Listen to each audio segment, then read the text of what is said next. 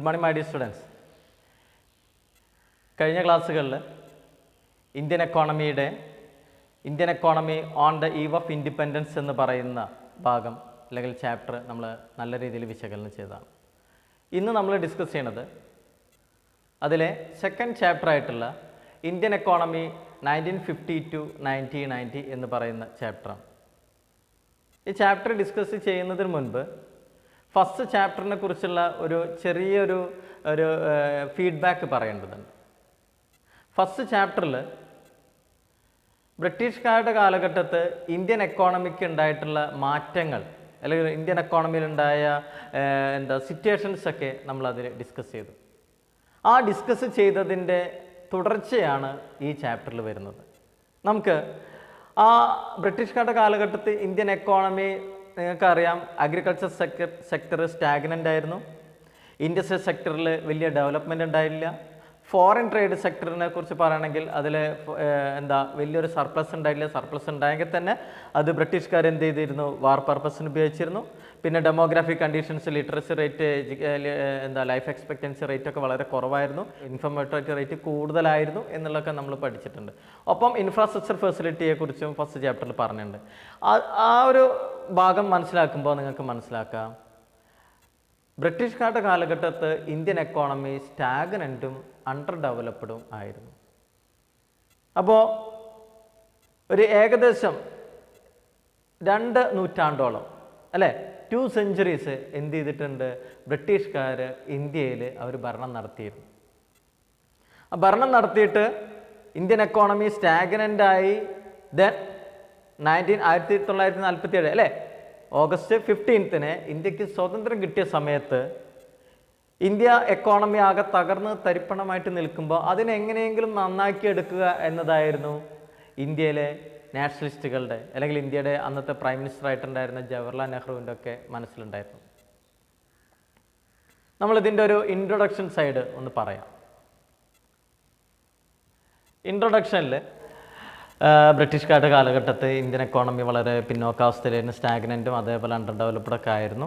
അപ്പോൾ ഇത് ഓവർകം ചെയ്യാൻ വേണ്ടി ഗവൺമെൻറ്റിൻ്റെ ഇമ്പോർട്ടൻ്റ് ആയിട്ടുള്ളത് എങ്ങനെയെങ്കിലും ഓവർകം ചെയ്യാൻ വേണ്ടിയിട്ടുള്ള സ്യൂട്ടബിൾ ആയിട്ടുള്ള ഒരു എക്കണോമിക് സിസ്റ്റം ഇന്ത്യയിൽ അഡോപ്റ്റ് ചെയ്യുക എന്നതായിരുന്നു. അപ്പോൾ എന്താണ് എക്കണോമിക് സിസ്റ്റം എന്ന് പറഞ്ഞു കഴിഞ്ഞാൽ അത് മനസ്സിലാക്കിയെടുക്കണം. Economic system refers to an arrangement by which central problems of an economy are solved. നമ്മുടെ ഒരു എക്കോണമി നേരിടുന്ന ഇമ്പോർട്ടൻ്റ് ആയിട്ടുള്ള 3 പ്രശ്നങ്ങളുണ്ട്.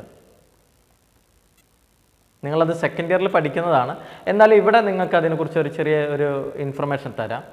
The central problems of economy classified into 3 categories, that is what to produce, how to produce, for whom to produce.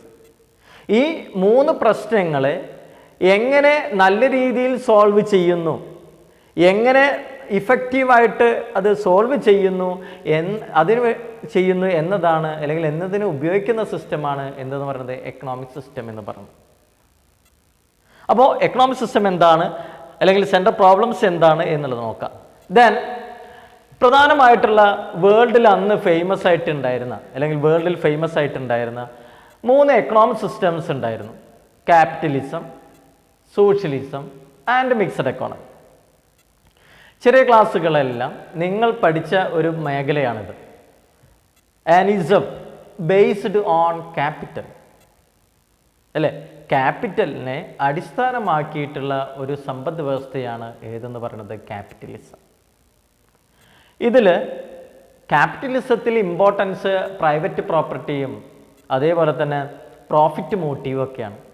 അപ്പോൾ central problems of economics ആയിട്ടുള്ള what to produce, how to produce, for whom to produce എന്ന് പറയുന്ന central problems of എക്കോണമിയുടെ ആ problem അല്ലെങ്കിൽ ക്യാപിറ്റലിസത്തിൽ solve ചെയ്യുന്നത് price mechanism എന്ന് പറയുന്ന ഒരു ടെക്നിക്കിലൂടെയാണ്. അപ്പോൾ ഒരു ഡൗട്ട് ഉണ്ടായിരിക്കും, what is a price mechanism? Price mechanism that is one of the system that attain due to the forces of demand and supply of goods and services. സാധനങ്ങളുടെയും സേവനങ്ങളുടെയും ഡിമാൻഡും സപ്ലൈയുടെയും ഫോഴ്സസ് മൂലമാണ് എന്ത് അറ്റൈൻ ചെയ്യുന്നത്, പ്രൈസ് മെക്കാനിസം അറ്റൈൻ ചെയ്യുന്നത്. ഈ price മെക്കാനിസത്തിലൂടെയാണ് ക്യാപിറ്റലിസത്തിൽ സെൻട്രൽ പ്രോബ്ലംസ് ഓഫ് എക്കണോമിക്സ് പരിഹരിക്കുന്നത്? നിങ്ങൾക്കറിയാം central problems of economics what to produce, how to produce, for whom to produce എന്ന് പറയുന്ന പ്രോബ്ലം ക്യാപിറ്റലിസത്തിൽ സോൾവ് ചെയ്യുന്നത് പ്രൈസ് മെക്കാനിസത്തിലൂടെയാണ്. ആ പ്രൈസ് മെക്കാനിസം എന്താണെന്ന് പറഞ്ഞു. Price mechanism attain due to the forces of demand and supply of the goods and services. ക്യാപിറ്റലിസത്തിൻ്റെ പ്രത്യേകതകൾ നിങ്ങൾ ചെറിയ ക്ലാസ്സിൽ പഠിച്ചതുകൊണ്ട് ഞാൻ അതിന് ഡീറ്റെയിലേക്ക് പോകുന്നില്ല. എന്നാലും ജസ്റ്റ് ഒന്ന് പറയാം. പ്രൈവറ്റ് പ്രോപ്പർട്ടിയാണ്, പ്രോഫിറ്റ് മോട്ടീവാണ്, ദെൻ എന്താണ് കൺസ്യൂമർ സോവറിറ്റി ഒക്കെയാണ് ഇതിലെ പ്രത്യേകതകൾ. ഇനി അടുത്തത് വരുന്നത് socialism, socialist economy. Socialist economy എന്ന് പറയുന്നത് all the means of production under the control of the government. സാധനങ്ങളുടെയും സേവനങ്ങളുടെയും ഒക്കെ ഉൽപ്പാദനവും വിതരണവും എല്ലാതും ആരുടെ കൺട്രോളിലായിരിക്കും? ഗവൺമെൻറ്റിൻ്റെ കൺട്രോളിലായിരിക്കും. ഇവരുടെ ലക്ഷ്യം വെൽഫെയർ ആണ്. ക്യാപിറ്റലിസത്തിൻ്റെ ലക്ഷ്യം പ്രോഫിറ്റ് മോട്ടീവാണ് എന്നുണ്ടെങ്കിൽ സോഷ്യലിസത്തിൻ്റെ മെറിറ്റ് അല്ലെങ്കിൽ സോഷ്യലിസത്തിൻ്റെ എയിം എന്ന് പറയുന്നത് the welfare of the people, ജനങ്ങളുടെ ക്ഷേമമാണ് സോഷ്യലിസത്തിൽ ഇമ്പോർട്ടൻസ്. അപ്പോൾ ആൻ ഇസം ബേസ്ഡ് ഓൺ സൊസൈറ്റിയോട് സൊസൈറ്റിക്ക് അനുയോജ്യമായിട്ടുള്ള ഒരു കാഴ്ചപ്പാടാണ് ഏതിൽ വരുന്നത്? സോഷ്യലിസത്തിൽ വരുന്നത്. അപ്പോൾ സോഷ്യലിസത്തിൽ സെൻട്രൽ പ്രോബ്ലംസ് ഓഫ് എക്കണോമിക്സ് ആര് പരിഹരിക്കുന്നു? ഗവൺമെൻറ് അല്ലേ? അപ്പോൾ സെൻട്രൽ പ്രോബ്ലംസ് ഓഫ് എക്കണോമിക്സ് ആയിട്ടുള്ള what to produce, how to produce, for whom to produce എന്ന് പറയുന്ന പ്രോബ്ലം സോഷ്യലിസത്തിൽ ഗവൺമെൻറ്റിൻ്റെ പ്ലാനിങ്ങിലൂടെ അത് ഗവൺമെൻറ് എന്ത് ചെയ്യുന്നുണ്ട്? സോൾവ് ചെയ്യും. ദെൻ മൂന്നാമതൊരു എക്കണോമിക് സിസ്റ്റം ഉണ്ട്, മിക്സഡ് എക്കോണമി സിസ്റ്റം. ക്യാപിറ്റലിസത്തിൻ്റെയും സോഷ്യലിസത്തിൻ്റെയും നല്ല വശങ്ങളുണ്ട്, അതിൻ്റെ ദോഷവശങ്ങളുണ്ട്, നെഗറ്റീവായിട്ടുള്ള സൈഡുകളുണ്ട്. ഈ നെഗറ്റീവായിട്ടുള്ള സൈഡുകളിൽ ഒഴിവാക്കിക്കൊണ്ട് ക്യാപിറ്റലിസത്തിൻ്റെ നല്ല വശങ്ങളും സോഷ്യലിസത്തിൻ്റെ നല്ല വശങ്ങളും ചേർത്തുകൊണ്ട് എടുത്ത ഒരു എക്കണോമിക് സിസ്റ്റമാണ് ഏതെന്ന് പറയുന്നത്? Mixed economic system. India government 1947 August 15 അല്ലേ, 1947 ഓഗസ്റ്റ് 15 ഇന്ത്യ ഇൻഡിപെൻഡൻ്റ് ആയപ്പോൾ, സ്വതന്ത്രമായപ്പോൾ ഇതിൽ ഏത് സിസ്റ്റം നടപ്പിലാക്കണം എന്നുള്ള ഒരു ചർച്ചകൾ നടന്നു. ചർച്ചകളിൽ രണ്ടാം ലോക മഹായുദ്ധാനന്തരം സെക്കൻഡ് വേൾഡ് വാറിന് ശേഷം വേൾഡിൽ ഫേമസ് ആയിട്ടുണ്ടായിരുന്ന സോഷ്യലിസത്തിന് പ്രശസ്തി നേടിക്കൊണ്ടിരിക്കുന്ന കാലഘട്ടമായിരുന്നു. അപ്പോൾ സോഷ്യലിസത്തിന് പ്രസക്തി അല്ലെങ്കിൽ വളരെ ഇമ്പോർട്ടൻസ് കൽപ്പിച്ചുകൊണ്ടിരിക്കുന്ന ഒരു കാലഘട്ടത്തിൽ വേൾഡിൽ ഇന്ത്യൻ എക്കോണമിയുടെ മെയിൻ ആയിട്ടുണ്ടായിരുന്ന അല്ലെങ്കിൽ അന്നത്തെ പ്രൈം മിനിസ്റ്റർ ഉണ്ടായിരുന്ന ജവഹർലാൽ നെഹ്റുവിന് സോഷ്യലിസത്തിനോടൊരു ചായ്വുണ്ടായിരുന്നു. പക്ഷേ എന്നിരുന്നാലും ചർച്ചകൾക്കൊടുവിൽ ഇന്ത്യയിൽ 1950 ഇന്ത്യയിൽ പ്ലാനിംഗ് കമ്മീഷൻ സെറ്റപ്പ് ചെയ്തു. പ്ലാനിംഗ് കമ്മീഷൻ സെറ്റപ്പ് ചെയ്തിട്ട് ഇന്ത്യൻ എക്കോണമിയിൽ എന്ത് നടപ്പിലാക്കാം എന്ന് തീരുമാനിച്ചു? മിക്സഡ് എക്കോണമി സിസ്റ്റം നടപ്പിലാക്കാം എന്ന് തീരുമാനിച്ചു. നമുക്ക് അതിൻ്റെ ഡീറ്റെയിലേക്ക് പോവാം. ഓക്കെ, സെക്കൻഡ് വേൾഡ് വാറിന് ശേഷം ലോകത്താകമാനം സോഷ്യലിസത്തിന് ഒരു ഇമ്പോർട്ടൻസ് കൽപ്പിച്ചു. അതേപോലെ തന്നെ റഷ്യ പോലുള്ള രാജ്യങ്ങളിലെല്ലാം 7 ഇയർ പ്ലാൻ നടപ്പിലാക്കിയിരുന്നു. ആ 7 ഇയർ പ്ലാനൊക്കെ കണ്ടിട്ട് ഇന്ത്യക്ക് അത്തരത്തിലുള്ളൊരു പ്ലാൻ ഇന്ത്യയിൽ നടപ്പിലാക്കിയാലോ എന്നൊക്കെ വിചാരിച്ചിരുന്നു. അങ്ങനെ അതിൻ്റെ ഒരു ചെറിയ രൂപം റഷ്യയിൽ 7 ഇയർ പ്ലാൻ ആയിരുന്നു. ആ 7 ഇയർ പ്ലാനിൻ്റെ അതേപോലുള്ളൊരു ചെറിയൊരു പ്ലാൻ ഇന്ത്യയിൽ നടപ്പിലാക്കാം എന്ന് തീരുമാനിച്ചു. അങ്ങനെ 1950 ഇന്ത്യയിൽ പ്ലാനിംഗ് കമ്മീഷൻ നിയമിതമായി. ആരുടെ നേതൃത്വത്തിൽ? ചെയർമാനായിട്ടുള്ള അന്നത്തെ പ്രൈം മിനിസ്റ്റർ ആയിട്ടുണ്ടായിരുന്ന ജവഹർലാൽ നെഹ്റുവിൻ്റെ നേതൃത്വത്തിൽ എന്ത് ചെയ്തു? ഇന്ത്യയിൽ 1950 പ്ലാനിംഗ് കമ്മീഷൻ സെറ്റപ്പ് ചെയ്തു. അപ്പോൾ എന്താണ് പ്ലാനിംഗ് എന്നുള്ളതിനെക്കുറിച്ച് നിങ്ങളൊന്ന് മനസ്സിലാക്കണം. പ്ലാനിംഗ് എന്ന് പറയുന്നത് നമ്മുടെ ഇതിനൊരു തിയറി പറയുന്നത് plan is a document showing detailed scheme, program and strategy worked out in advance for fulfilling an objective. നമ്മുടെ ഒരു ലക്ഷ്യങ്ങൾ നേടുന്നതിന് വേണ്ടിയിട്ട് നമുക്ക് ഓരോ ലക്ഷ്യങ്ങളുണ്ട്, ഓരോ പ്ലാനിനും ഓരോ ഒബ്ജക്റ്റീവ്സ് ഉണ്ട്. ആ ഒബ്ജക്റ്റീവ്സ് ഒക്കെ നേടിയെടുക്കുന്നതിന് വേണ്ടിയിട്ട് നമ്മുടെ രാജ്യത്തുള്ള റിസോഴ്സസിനെ ഒരു സിസ്റ്റമാറ്റിക് ആയിട്ട് അറേഞ്ച്മെൻറ്റ് ചെയ്യുക, ഒരു സിസ്റ്റമാറ്റിക് ആയിട്ട് എന്ത് ചെയ്യുക, അതിനെ പ്രൊവൈഡ് ചെയ്യുക. എന്തിനു വേണ്ടിയിട്ട്? നമ്മുടെ സെർട്ടൈൻ ഗോളും ടാർഗറ്റൊക്കെ നേടിയെടുക്കാൻ വേണ്ടി അതിനൊരു പ്രോഗ്രാം കണ്ടക്ട് ചെയ്യുന്നതാണ് ഏതെന്ന് പറയുന്നത്? പ്ലാനിങ് എന്ന് പറയുന്നത്. അപ്പോൾ പ്ലാനിങ് 2 തരത്തിലുണ്ട്. ഷോർട്ട് ടേം പ്ലാനും ഉണ്ട്, അതേപോലെ തന്നെ ലോങ് ടേം പ്ലാനും ഉണ്ട്. ഷോർട്ട് ടേം പ്ലാൻ എന്ന് പറയുന്നത് അതിൻ്റെ ലൈഫ് അല്ലെങ്കിൽ അതിൻ്റെ പീരിയഡ് എന്ന് പറയുന്നത് അല്ലെങ്കിൽ കാലഘട്ടം എന്ന് പറയുന്നത് വളരെ കുറവായിരിക്കും. ലോങ് ടേം പ്ലാൻ എന്ന് പറയുന്നത് അതിന് മറ്റൊരു പേര് വരുന്നുണ്ട്, പേഴ്സ്പെക്റ്റീവ് പ്ലാൻ അല്ലെങ്കിൽ ലോങ് ടേം പ്ലാൻ എന്ന് പറയുന്നത്. ആ ലോങ് ടേം പ്ലാനുകളുടെ കാലാവധി എന്ന് പറയുന്നത് ഏകദേശം 20 വർഷത്തോളമൊക്കെയാണ്. അപ്പോൾ ഷോർട്ട് ടേം പ്ലാനിന് കാലഘട്ടം വളരെ കുറവായിരിക്കും, ലോങ് ടേമിന് എന്താണ് അതിൻ്റെ കാലഘട്ടം കൂടുതലായിരിക്കും. അപ്പോൾ ഇന്ത്യയിൽ ലോങ് ടേം വേണോ, ഇപ്പോൾ ലോങ് ടേം വേണോ അതോ ഷോർട്ട് ടേം വേണോ എന്നുള്ള രീതിയിലൊക്കെ ചർച്ച നടന്നപ്പോൾ റഷ്യയിൽ 7 ഇയർ പ്ലാൻ നടപ്പിലാക്കിയിട്ടുണ്ട്. അങ്ങനെയാണെങ്കിൽ അതിൻ്റെ ഒരു ചെറിയൊരു പതിപ്പ് ഇന്ത്യയിൽ അങ്ങനെ നടപ്പിലാക്കാം എന്ന് പറഞ്ഞുകൊണ്ട് 1950 പ്ലാനിംഗ് കമ്മീഷൻ സെറ്റപ്പ് ചെയ്യുകയും ഇന്ത്യയിൽ 1951 ഫസ്റ്റ് 5 ഇയർ പ്ലാൻ ആരംഭിക്കുകയും ചെയ്തു. 1951 ഫസ്റ്റ് 5 ഇയർ പ്ലാൻ ആരംഭിക്കുകയും ചെയ്തു. അപ്പോൾ പ്ലാനിങ്ങിൽ 2 തരത്തിലുണ്ട്, ഷോർട്ട് ടേം പ്ലാനുണ്ട്, ലോങ് ടേം പ്ലാനുണ്ട്. ലോങ് ടേം പ്ലാനിനെ വിളിക്കുന്ന മറ്റൊരു പേര് അല്ലെങ്കിൽ ലോങ് ടേം പ്ലാനിൻ്റെ കാലഘട്ടം എന്ന് പറയുന്നത് 20 ഇയേഴ്സ് ആണ്. ആ 20 ഇയേഴ്സിനെ നമ്മൾ ആ പ്ലാനിനെ മറ്റൊരു പേര് വിളിക്കുന്നത് പേഴ്സ്പെക്റ്റീവ് പ്ലാൻ എന്നുള്ള രീതിയിൽ വിളിക്കുന്നു. ഇനി നമ്മൾ ഓരോ പ്ലാനും ഞാൻ നേരത്തെ പറഞ്ഞു, ഓരോ പ്ലാനും നടപ്പിലാക്കുമ്പോൾ നമുക്കൊരു ഒബ്ജക്റ്റീവ് ഉണ്ട്, ലക്ഷ്യങ്ങളുണ്ട്. ആ ലക്ഷ്യങ്ങൾ നേടിയെടുക്കുന്നതിന് വേണ്ടിയിട്ടാണ് നമ്മൾ പ്ലാനിങ് കണ്ടക്ട് ചെയ്യാറ്. അപ്പോൾ ഇന്ത്യയുടെ 5 ഇയർ പ്ലാനിന് പ്രധാനമായിട്ടും ലക്ഷ്യങ്ങളുണ്ട്. ആ ലക്ഷ്യങ്ങൾ ഓരോന്ന് ഞാൻ പറയാം. Growth, modernisation, self reliance and equity. 4 കാര്യങ്ങളാണുള്ളത്. ഗ്രോത്ത്, എക്കണോമിക് ഗ്രോത്ത്, രണ്ടാമത് മോഡേണൈസേഷൻ, ദെൻ മൂന്നാമത് സെൽഫ് റിലയൻസ് അല്ലേ, ഒന്ന് ഗ്രോത്ത്, രണ്ടാമത് മോഡേണൈസേഷൻ, മൂന്നാമത് വരുന്നത് സെൽഫ് റിലയൻസ്, നാലാമത് വരുന്നത് ഇക്വിറ്റി. അപ്പോൾ ഓരോന്നും എന്താണെന്നുള്ളത് നോക്കാം. ഏറ്റവും ആദ്യം വരുന്നത് ഗ്രോത്ത് ആണ്.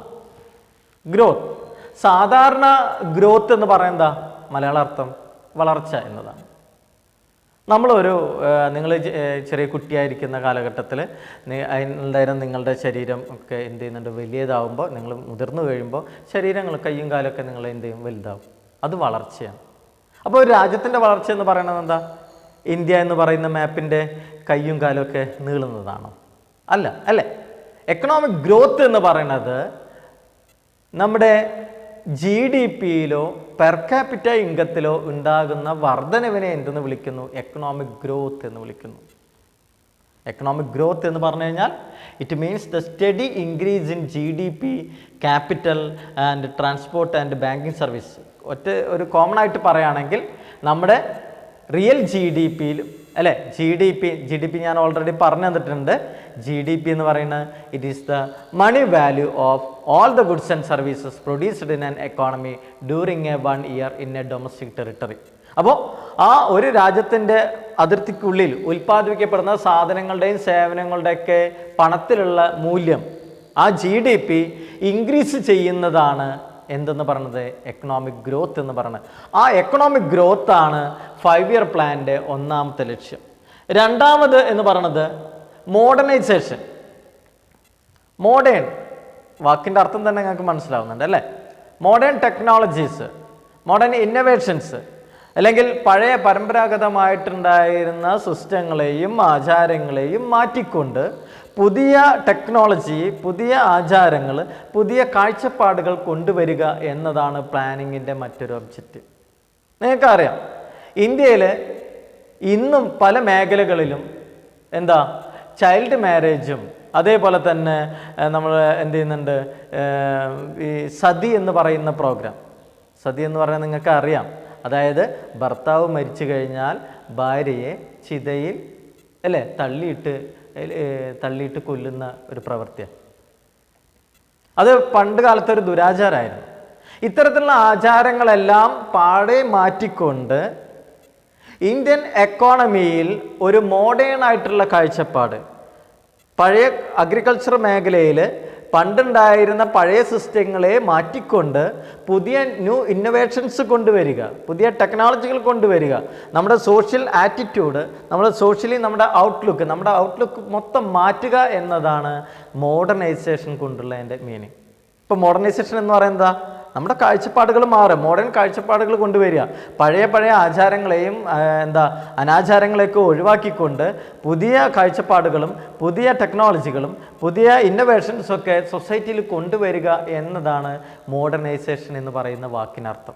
അപ്പോൾ മോഡേണായിട്ട് ഇന്ത്യൻ എക്കോണമിയിലേക്ക് എത്തിക്കുക എന്നതാണ് ഗോൾ ഓഫ് ദ 5 ഇയർ പ്ലാനിൻ്റെ രണ്ടാമത്തെ ഒബ്ജക്റ്റീവ് എന്ന് പറയുന്നത്. ദെൻ മൂന്നാമത്തത് എന്ന് പറയുന്നത് സെൽഫ് റിലയൻസ് ആണ്. സെൽഫ് റിലയൻസ് എന്ന് പറഞ്ഞ് reduce the dependence of others. നമ്മൾ മറ്റുള്ളവരെ ഡിപ്പെൻഡ് ചെയ്യുന്നത് കുറയ്ക്കുക. ഇന്ത്യൻ എക്കോണമി നമ്മൾ മറ്റ് പല രാജ്യങ്ങളിലെ പ്രോഡക്റ്റുകളെയും അവരുടെ സാമ്പത്തിക സ്ഥിതിയെ നമ്മൾ എന്ത് ചെയ്തിരുന്നു? ഡിപ്പെൻഡ് ചെയ്ത് ജീവിച്ചിരുന്നു. അപ്പോൾ സെൽഫ് റിലയൻസ്, സ്വയം പര്യാപ്തമാവുക എന്ന് പറഞ്ഞാൽ എന്താ അതിൻ്റെ അർത്ഥം? എക്കണോമിക്കലി നമ്മൾ ഏത് പ്രോഡക്റ്റാണോ വിദേശത്തുനിന്ന് ഇറക്കുമതി ചെയ്യുന്നത്, ആ ഇറക്കുമതി ചെയ്യുന്ന പ്രോഡക്റ്റിനെ ഇവിടെ പ്രൊഡ്യൂസ് ചെയ്യുന്ന സിസ്റ്റം കൊണ്ടുവരിക. അതിനൊറ്റ ടേം പറയും, ഇമ്പോർട്ട് സബ്സ്റ്റിറ്റ്യൂഷൻ എന്ന് പറയും. ഇമ്പോർട്ട് ചെയ്യുന്നതിന് പകരം സബ്സ്റ്റിറ്റ്യൂട്ടായിട്ട് ഇവിടെ ഇന്ത്യയിൽ പ്രൊഡ്യൂസ് ചെയ്യുക, അതാണ് അതിൻ്റെ അർത്ഥം. അപ്പോൾ ഇമ്പോർട്ട് സബ്സ്റ്റിറ്റ്യൂഷൻ എന്ന് പറയുന്നത് സെൽഫ് റിലയൻസിൻ്റെ ഒരു ഭാഗമാണ്. സ്വയം പര്യാപ്തമാവുക എന്ന് പറയുന്നതിൻ്റെ അർത്ഥം എന്താ? നമ്മൾ എന്ത് ചെയ്യും? നമ്മുടെ രാജ്യത്ത് സാധനങ്ങളും സേവനങ്ങളും ഒക്കെ നമ്മുടെ രാജ്യത്ത് തന്നെ പ്രൊഡ്യൂസ് ചെയ്യാൻ നമുക്ക് പറ്റണം. മറ്റുള്ള രാജ്യങ്ങളെ ആശ്രയിക്കുന്നത്, മറ്റുള്ള രാജ്യങ്ങളെ നമ്മൾ ഡിപ്പെൻഡ് ചെയ്യുന്നത് എന്ത് ചെയ്യുന്നത്? കുറയ്ക്കണം. റെഡ്യൂസ് ദ ഡിപ്പെൻഡൻസി റേറ്റ് ആണ് ഏതെന്ന് പറയുന്നത്? സെൽഫ് റിലയൻസ് എന്ന് പറയും. നമുക്കിവിടെ നോക്കാം, അവിടെ uses of domestic resources, avoid the foreign interference, വിദേശ രാജ്യങ്ങളിൽ നിന്നുള്ള ഇടപെടലുകൾ കുറയ്ക്കുക എന്നതാണ് ഏതെന്ന് പറയുന്നത്? Self Reliance. ദെൻ ഇക്വിറ്റി എന്ന് പറഞ്ഞതിൻ്റെ മലയാള വാക്കിനർത്ഥം സമത്വം എന്നതാണ്. അപ്പോൾ 5 ഇയർ പ്ലാനിൻ്റെ മറ്റൊരു ലക്ഷ്യമാണ് ഇക്വിറ്റി എന്ന് പറഞ്ഞു കഴിഞ്ഞാൽ നമ്മുടെ സൊസൈറ്റിയിൽ ഇപ്പോഴും ഇൻജസ്റ്റിസസും അല്ലേ, ഇന്നിക്വാലിറ്റിയും, സൊസൈറ്റിയിലൊക്കെ ഇന്നിക്വാലിറ്റി ഉണ്ട്. എന്താ ഇന്നിക്വാലിറ്റി അല്ലേ? ഇൻകം ഇന്നിക്വാലിറ്റി, ജാതിപരമായിട്ട്, വർഗപരമായിട്ട്, അല്ലെങ്കിൽ വരുമാനപരമായിട്ട് ഒക്കെ എന്താണ് അന്തരങ്ങൾ നിലനിൽക്കുന്ന ഒരു രാജ്യമാണ് ഇപ്പോഴും ഇന്ത്യ. നമ്മുടെ സൊസൈറ്റിയിൽ തന്നെ നമുക്ക് ഇറങ്ങിക്കഴിഞ്ഞാൽ കാണാം, ചില വീട്ടുകാർ വളരെ പണക്കാർ, വലിയ വീടുകൾ, വീട്ടിലേക്ക് ആവശ്യമായിട്ടുള്ള സൗകര്യങ്ങൾ, കാറ്, അതേപോലെ തന്നെ എല്ലാ സൗകര്യങ്ങളും അവർക്ക് ഉണ്ടായിരിക്കും. എന്നാൽ അതിൻ്റെ തൊട്ടടുത്ത വീട്ടിലുണ്ടായിരിക്കും ചിലപ്പോൾ ഭക്ഷണം പാകം ചെയ്യാൻ കഴിയാത്ത, ഒരു നേരത്തെ ഭക്ഷണം കഴിക്കാൻ വസ്തുക്കൾ കിട്ടാത്ത, അല്ലേ, അവർക്ക് ആവശ്യമായിട്ടുള്ള ട്രാൻസ്പോർട്ടേഷൻ ഫെസിലിറ്റികളൊന്നും ഇല്ലാത്ത എത്രയോ വീടുകൾ ഉണ്ട്. അപ്പോൾ ആ ഒരു സൊസൈറ്റിയിൽ തന്നെ എന്തുണ്ട്? ഇന്നിക്വാലിറ്റി ഉണ്ട്. Inequality in the based on income ഉണ്ട്, inequality in the based on caste ഉണ്ട്. അപ്പോൾ അത്തരത്തിലുള്ള ഒരു തരംതിരിവ് മാറ്റിയിട്ട് എല്ലാവരെയും തുല്യരാക്കുക എന്നതാണ് 5 ഇയർ പ്ലാനിൻ്റെ മറ്റൊരു ലക്ഷ്യം. 5 ഇയർ പ്ലാനിൻ്റെ മറ്റൊരു ലക്ഷ്യം എന്ന് പറയുന്നത് എല്ലാവരെയും ഈക്വലിലേക്കാക്കുക, തുല്യരാക്കുക. നമുക്ക് promote the social justice, equal rights to rich and poor, equal distribution of wealth, അല്ലേ? പലരുടെ കയ്യിലും, ചില ആൾക്കാരുടെ കയ്യിൽ വരുമാനം കൂടുതലുണ്ടായിരിക്കും, ഇൻകം കൂടുതലുണ്ടായിരിക്കും. അപ്പോൾ ഇൻകം കൂടുതലുണ്ടെങ്കിൽ അവരുടെ കയ്യിൽ നിന്ന് ടാക്സിൻ്റെ രൂപത്തിൽ അത് പിരിച്ചെടുക്കുകയും, അല്ലേ, കളക്ട് ചെയ്തെടുക്കുകയും, ആർക്കാണോ വരുമാനമില്ലാത്തത് അവർക്ക് എന്ത് ചെയ്യുക? പെൻഷനായിട്ടോ അല്ലെങ്കിൽ വിഡോ പെൻഷനായിട്ടോ അല്ലെങ്കിൽ സോഷ്യൽ സെക്യൂരിറ്റി സ്കീമുകളൊക്കെ ആയിട്ട് അവർക്ക് വിതരണം ചെയ്യുക. അപ്പോൾ എന്താവും? പാവപ്പെട്ട ആൾക്കാരുടെ കയ്യിലും പണങ്ങളെത്തും, പണക്കാരായിട്ടുള്ള ആൾക്കാർക്ക് വലിയ കുറവും സംഭവിക്കില്ല. സൊസൈറ്റിയിൽ ഇക്വാലിറ്റി എന്ന് പറയുന്ന അവസ്ഥ ക്രിയേറ്റ് ചെയ്യിക്കാൻ നമുക്ക് പറ്റും. ഇതെല്ലാം എന്തിൻ്റെ ലക്ഷ്യമാണ്? 5 ഇയർ പ്ലാനിൻ്റെ ലക്ഷ്യമാണ്. ക്ലിയർ ആയോ? അപ്പോൾ ഈ ഒരു ചാപ്റ്ററിൻ്റെ തുടക്ക ഭാഗങ്ങളിൽ 1947 മുതൽ 1990 ആണ് ഈ ചാപ്റ്ററിൻ്റെ അല്ലെങ്കിൽ ഹെഡ്ലൈൻ തന്നെയുള്ളത്. അതിൽ 1947 ഇന്ത്യക്ക് സ്വാതന്ത്ര്യം കിട്ടിയതിന് ശേഷം ഇന്ത്യയിൽ എന്ത് പ്ലാൻ നടപ്പിലാക്കണമെന്ന് ചർച്ച ചെയ്യുകയും ക്യാപിറ്റലിസം വേണോ സോഷ്യലിസം വേണോ മിക്സഡ് എക്കോണമി വേണോ എന്നുള്ള ചർച്ച നടക്കുകയും ഫൈനലി നമ്മൾ എന്ത് തീരുമാനിച്ചു, മിക്സഡ് എക്കോണമി സിസ്റ്റം ഇന്ത്യയിൽ നടപ്പിലാക്കാമെന്ന് തീരുമാനിച്ചു. അപ്പോൾ ഇന്ത്യയിൽ മിക്സഡ് എക്കോണമി സിസ്റ്റം നടപ്പിലാക്കാൻ തീരുമാനിച്ചപ്പോൾ അതിന് പ്ലാനിംഗ് കമ്മീഷൻ സെറ്റപ്പ് ചെയ്തു. 1950 പ്ലാനിംഗ് കമ്മീഷൻ സെറ്റപ്പ് ചെയ്തു. ഫസ്റ്റ് 5 ഇയർ പ്ലാൻ 1951 അല്ലേ 1951 ഫസ്റ്റ് 5 ഇയർ പ്ലാൻ ആരംഭിച്ചു. ദെൻ അതിൻ്റെ ചെയർമാൻ ആരായിരുന്നു? ഫസ്റ്റ് പ്രൈം മിനിസ്റ്റർ ആയിട്ടുണ്ടായിരുന്ന ജവഹർലാൽ നെഹ്റു ആയിരുന്നു. പിന്നെ നമ്മൾ പ്ലാനിങ് എന്താണെന്നുള്ള കാര്യം ഡിസ്കസ് ചെയ്തു. പ്ലാനിങ് ഷോർട്ട് ടേം പ്ലാനുണ്ട്, ലോങ് ടേം പ്ലാനുണ്ട്. ഷോർട്ട് ടേം പ്ലാന് ദെൻ ലോങ് ടേം പ്ലാനിന് പേഴ്സ്പെക്റ്റീവ് പ്ലാനുകൾ എന്ന് പറയുന്നു. പ്ലാനിങ്ങിൻ്റെ മീനിങ് എന്താണെന്നുള്ളത് പഠിച്ചു. ദെൻ പിന്നെ നമ്മൾ ഡിസ്കസ് ചെയ്തത് അല്ലെങ്കിൽ 5 ഇയർ പ്ലാനിൻ്റെ goal of the 5 year plan എന്നതാണ്. പരീക്ഷയ്ക്ക് എല്ലായ്പ്പോഴും ചോദിക്കുന്ന ഒരു ചോദ്യമാണ്, explain the goal of the 5 year plan. അപ്പോൾ ഈ goal of the 5 year plan ആണ് ഇപ്പോൾ നമ്മൾ പഠിപ്പിച്ച് കഴിഞ്ഞത്. നമുക്ക് ഇനി അടുത്ത ടോപ്പിക്കിലേക്ക് പോവാം. Agriculture sector. അഗ്രികൾച്ചർ സെക്ടർ എന്ന് പറയുന്നത് it refers to all those activities which are related to the cultivation of land for the production of crops, food crops and non food crops. അപ്പോൾ സാധനം അല്ലേ ഫുഡ് ക്രോപ്സും നോൺ ഫുഡ് ക്രോപ്സ് ഒക്കെ produce ചെയ്യാൻ അല്ലെങ്കിൽ അതുമായിട്ട് ബന്ധപ്പെട്ടുള്ള എല്ലാ ആക്ടിവിറ്റിയെയും എന്തെന്ന് വിളിക്കുന്നു? അഗ്രികൾച്ചർ സെക്ടറിലാണ് അതൊക്കെ വരുന്നത്. നമുക്ക് ഇവിടെ നോക്കേണ്ടത് importance of agriculture in Indian economy. Indian എക്കോണമിക്ക് അഗ്രികൾച്ചറിൻ്റെ പ്രാധാന്യം എന്ത്? പോയിന്റുകൾ ഇവിടെ കൊടുത്തിട്ടുണ്ട്, നോക്കാം. Contribution to GDP. നമ്മുടെ GDPയിലേക്ക് ഒരു ഏകദേശം 70% GDPയിലേക്ക് കോൺട്രിബ്യൂട്ട് ചെയ്യുന്നത് അഗ്രികൾച്ചർ സെക്ടർ ആയിരുന്നു പണ്ടത്തെ കാലത്ത്. GDPയിലേക്ക് അഗ്രികൾച്ചർ സെക്ടറിൽ നിന്നുള്ള കോൺട്രിബ്യൂഷൻ എത്രയായിരുന്നു? ഏകദേശം 70%, 70% വരുമാനം കോൺട്രിബ്യൂട്ട് ചെയ്യുന്നത് എവിടെ നിന്നായിരുന്നു? 1950 അഗ്രികൾച്ചർ സെക്ടറിലായിരുന്നു. Then supply of wage goods അല്ലേ, അതിലെ വർക്കേഴ്സിന് ഇവർക്കൊക്കെ എന്താണ് ഒരു വേജ് ഗുഡ്സ് സപ്ലൈ ചെയ്യുന്നു, തൊഴിൽ പ്രൊവൈഡ് ചെയ്യുന്ന എംപ്ലോയ്മെൻറ്റ് ചെയ്യുന്നുണ്ട്. Then industrial raw materials. Agriculture sector എന്ത് ചെയ്യുന്നുണ്ട്? ഇൻഡസ്ട്രിക്ക് ആവശ്യമായിട്ടുള്ള റോ മെറ്റീരിയൽ സപ്ലൈ ചെയ്യുന്നുണ്ട്. Contribution to the international trade. International ട്രേഡിലേക്ക് അല്ലേ, ഇൻ്റർനാഷണൽ ട്രേഡ് എന്ന് പറയുന്നത് എന്താ? എക്സ്പോർട്ട് ഇമ്പോർട്ട് ഉൾപ്പെടുന്ന ഭാഗം. ആ എക്സ്പോർട്ട് ഇമ്പോർട്ട് ഉൾക്കൊള്ളുന്ന ഭാഗത്തിലേക്ക് എന്താണ് വസ്തുക്കൾ കൊടുക്കുന്നത് അഗ്രികൾച്ചർ സെക്ടറാണ്. Then contribution to the domestic trade. നമ്മുടെ ഡൊമസ്റ്റിക് ട്രേഡിൽ ആഭ്യന്തര കച്ചവടങ്ങളിലും എന്ത് ചെയ്യുന്നുണ്ട്? അഗ്രികൾച്ചർ സെക്ടറിൻ്റെ റോൾ വളരെ ഇമ്പോർട്ടൻ്റ് ആണ്. Then wealth of the nation. നമ്മുടെ രാജ്യത്തിൻ്റെ സമ്പത്തിലും പ്രധാനമായിട്ടും കോൺട്രിബ്യൂട്ട് ചെയ്യുന്നത് ഇത് ഇവിടുന്ന് അഗ്രികൾച്ചർ സെക്ടർ എന്നാണ്. എന്നാൽ ബ്രിട്ടീഷുകാരുടെ കാലഘട്ടത്ത് ഇന്ത്യൻ എക്കോണമി സ്റ്റാഗ്നൻ്റ് ആയിരുന്നു എന്നുള്ളത്, അല്ലെങ്കിൽ അഗ്രികൾച്ചർ സെക്ടർ സ്റ്റാഗ്നൻ്റ് ആയിരുന്നു എന്നുള്ളത് നിങ്ങൾ പഠിച്ചിട്ടുണ്ട്. അപ്പോൾ ആ അഗ്രികൾച്ചർ സെക്ടർ സ്റ്റാഗ്നൻ്റ് ആവാനുള്ള അല്ലെങ്കിൽ എന്തെല്ലാമായിരുന്നു ഇന്ത്യയുടെ അഗ്രികൾച്ചർ സെക്ടറിൻ്റെ ഫീച്ചേഴ്സ് നോക്കാം. ഇവിടെ പോയിന്റുകൾ കൊടുത്തിട്ടുണ്ട്. അഗ്രികൾച്ചർ സെക്ടറിൽ ലോ പ്രൊഡക്ടിവിറ്റി ആയിരുന്നു. അതേപോലെ തന്നെ ഡിസ്ഗൈസ്ഡ് അൺഎംപ്ലോയ്മെൻറ്റ്, ഒരു പുതിയ ടേമാണ് അല്ലേ, നിങ്ങളെ സംബന്ധിച്ചൊരു പുതിയതായിട്ട് നിങ്ങൾ കേൾക്കുന്ന ഒരു ടേമാണ് ഡിസ്ഗൈസ്ഡ് അൺഎംപ്ലോയ്മെൻറ്റ്. അൺഎംപ്ലോയ്മെൻറ്റ് എന്ന് പറഞ്ഞാൽ എന്താ? തൊഴിലില്ലാത്ത അവസ്ഥ. ഡിസ്ഗൈസ്ഡ് അൺഎംപ്ലോയ്മെൻറ്റ് എന്ന് പറഞ്ഞത് പ്രത്യേകിച്ചും അഗ്രികൾച്ചർ സെക്ടറിൽ കാണപ്പെടുന്ന ഒരു അൺഎംപ്ലോയ്മെൻറ്റ് സിസ്റ്റമാണ് ഏതെന്ന് പറഞ്ഞത്? Disguised unemployment. എന്താണെന്ന് പറഞ്ഞുതരാം. അതായത് ഒരു പാടത്തോ കൃഷി ചെയ്യുന്ന ആൾക്കാർ 100 പേരുണ്ടെന്ന് വിചാരിക്കുക. അവരൊരു 100 പറ നെല്ല് പ്രൊഡ്യൂസ് ചെയ്യണം. എന്നാൽ അതിൽ നിന്ന് ഒരു 25 പേരെ മാറ്റി, ആകെ 100 പേര് ജോലി ചെയ്യുന്നു. ആ 100 പേര് ജോലി ചെയ്യുന്നതിൽ നിന്ന് 25 പേരെ മാറ്റി ആദ്യം 100 പേര് ജോലി ചെയ്യുമ്പോൾ എത്ര പറ നെല്ല് പ്രൊഡ്യൂസ് ചെയ്തിരുന്നു? 100 പറ നെല്ല് പ്രൊഡ്യൂസ് ചെയ്തിരുന്നു. എന്നാൽ 25 പേരെ മാറ്റിയെങ്കിലും 100 പറ നെല്ല് പ്രൊഡ്യൂസ് ചെയ്യുന്നതിൽ യാതൊരുവിധ കുറവും വന്നില്ല. അപ്പോൾ അതിൻ്റെ അർത്ഥം എന്താ? 25 പേർക്ക് അവിടെ ജോലിക്ക് പോയെങ്കിലും അവരുടെ മാർജിനൽ പ്രൊഡക്ടിവിറ്റി എന്താണ്? 0 ആണ്. അങ്ങനെ മാർജിനൽ പ്രൊഡക്ടിവിറ്റി 0 ആകുമ്പോൾ അത്തരത്തിലുള്ള അല്ലെങ്കിൽ അൺഎംപ്ലോയ്മെൻറ്റിന് എന്തെന്ന് വിളിക്കുന്നു? ഡിസ്ഗൈസ്ഡ് അൺഎംപ്ലോയ്മെൻറ്റ് എന്ന് വിളിക്കുന്നു. ഈ ഡിസ്ഗൈസ്ഡ് അൺഎംപ്ലോയ്മെൻറ്റ് അഗ്രികൾച്ചർ സെക്ടറിനുണ്ട് ഒരു പ്രത്യേകതയാണ്. അപ്പോൾ ഇന്ത്യയിലെ അഗ്രികൾച്ചർ സെക്ടറിൻ്റെ ഫീച്ചേഴ്സിൽ ലോ പ്രൊഡക്ടിവിറ്റി ആയിരുന്നു, ഡിസ്ഗൈസ്ഡ് അൺഎംപ്ലോയ്മെൻറ്റ് ഉണ്ടായിരുന്നു. ദെൻ തന്നെ ഹൈ ഡിപ്പെൻഡൻസി റെയിൻഫോൾ അല്ലേ, മഴയെ അടിസ്ഥാനമാക്കിയിട്ട് മാത്രമായിരുന്നു ഇന്ത്യയുടെ അഗ്രികൾച്ചർ സെക്ടർ പിന്നുണ്ടായിരുന്നത്. ദെൻ സബ്സിസ്റ്റൻസ് ഫാമിംഗ് എന്ന് പറഞ്ഞാൽ അവരുടെ അന്നന്ന് ആവശ്യങ്ങൾക്ക് വീടിൻ്റെ അല്ലെങ്കിൽ അവരുടെ ജീവിത കാര്യങ്ങൾ നടത്തുന്നതിന് വേണ്ടിയിട്ടുള്ള ഒരു കൃഷി രീതി മാത്രമായിരുന്നു. എന്നാൽ അതൊരു പ്രൊഡക്ഷൻ ഉണ്ടാക്കിയിട്ട് ഒരു ബിസിനസ് എന്നുള്ള രീതിയിലോ അല്ലെങ്കിൽ എക്സ്പോർട്ട് ചെയ്യാനോ അതല്ലെങ്കിൽ ഇന്ത്യയിൽ അതൊരു വരുമാന മാർഗമാക്കുന്ന രീതിയിലുള്ള ഒരു അഗ്രികൾച്ചറൊന്നും ആയിരുന്നില്ല. പിന്നെ അതേപോലെ തന്നെ ഇന്ത്യൻ അഗ്രികൾച്ചർ സെക്ടറിൽ ഉണ്ടായിരുന്നത് ഔട്ട്ഡേറ്റഡ് ടെക്നോളജി ഒക്കെ ആയിരുന്നു. വളരെ നല്ല രീതിയിലുള്ള ഒരു ടെക്നോളജി ഒന്നും പണ്ട് കാലത്ത് ഉണ്ടായിരുന്നില്ല.